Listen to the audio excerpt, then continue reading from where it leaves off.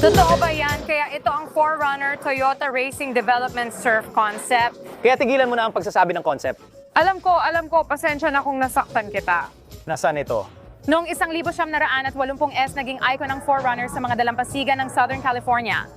Yan ang gamit ng mga surfer, makikita mo sila kahit saan. At mas mahal na ngayon ang mga sasakyang iyon kaysa noong 80s. Alam ko, Kaya sinusubukan nilang bumalik ulit gamit ang panibago.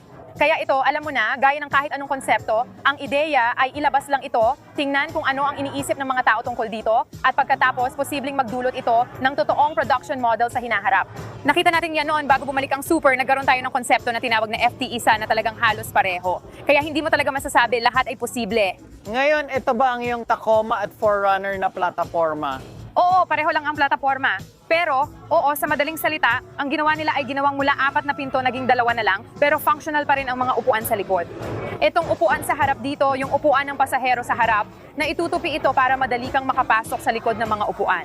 At muli, bukas din ang bubong kaya open air talaga. Oo, Gusto ko ng isa. oo, ang astig talaga nila. Pakiramdam ko parang panunokso lang to. Buong video na to ay panunokso lang. Ngayon, gawin nyo na lahat ng gusto ko na wala pa ako.